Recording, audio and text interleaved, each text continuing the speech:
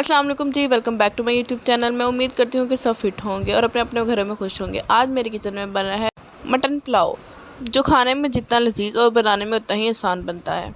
चलें जी, बिस्मिल्लाह करते हैं और अपनी रेसिपी की तरफ चलते हैं।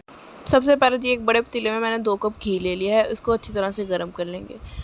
फिर इस गर्म घी में 4 अदद दरमियानी साइज़ की प्याज चॉप करके डाल लेंगे और प्याज़ों को लाइट ब्राउन होने तक पकाएंगे। फिर इसमें 4 से 5 अदद टमाटर शामिल करेंगे और टमाटरों को शामिल करने के साथ ही हम इसमें 12 अदद हरी मिर्चें काट के शामिल कर देंगे।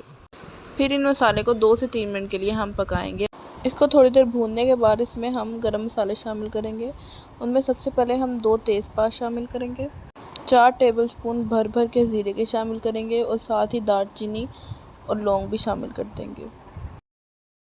अब इसमें 3 से 4 बड़े चम्मच भर के काली मिर्च के डालेंगे, लाल मिर्च हम इसमें नहीं डालेंगे, और 4 चम्मच नमक के शामिल करेंगे। नमक हम बाद में भी चेक करके डालेंगे। यहाँ जी मैंने 1.5 किलो के करीब चावल ले लिए हैं और उनको पहले से धो के आधा घंटे के लिए भिगो कर रख दिया था। जी मसाला हमारा भुना जा रहा है, इसकी भुनाई की जा रही है। भुने हुए मसाले में पहले से बॉयल किया गया मटन, जिसमें गरम मसाला डाल के बॉयल किया गया था, वो शामिल कर लेंगे और इसको अच्छी तरह से मज़ीद भुनेंगे।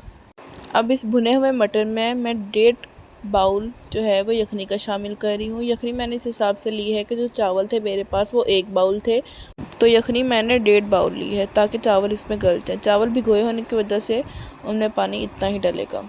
फिर इसको ढककर छोड़ देंगे ताकि यखनी में उबाल आ जाए। उबाल आने के बाद हम इसका नमक चेक कर लेंगे। अगर नमक कम लगे तो इस पॉइंट पर हम नमक इसमें शामिल कर लेंगे।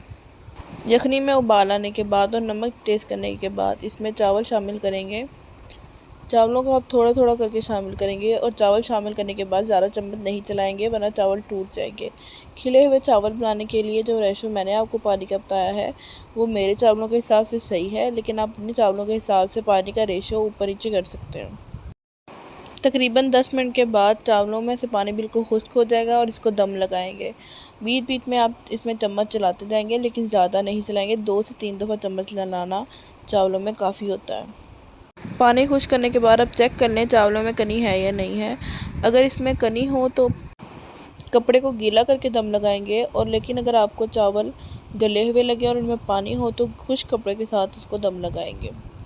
मैंने यहाँ गीले कपड़े के साथ इसको दम लगाया है और आँच मैंने बिल्कुल मध्यम कर दी है।